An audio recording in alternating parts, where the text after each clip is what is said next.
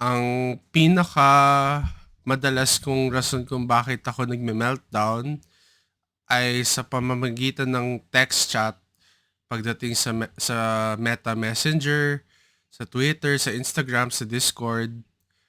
Madalas, nagdadahilan ito sa usapan. Kunyari merong sinabi si other party na may gagawin tayo sa ganitong oras, ganitong araw, pero hindi siya sumipot.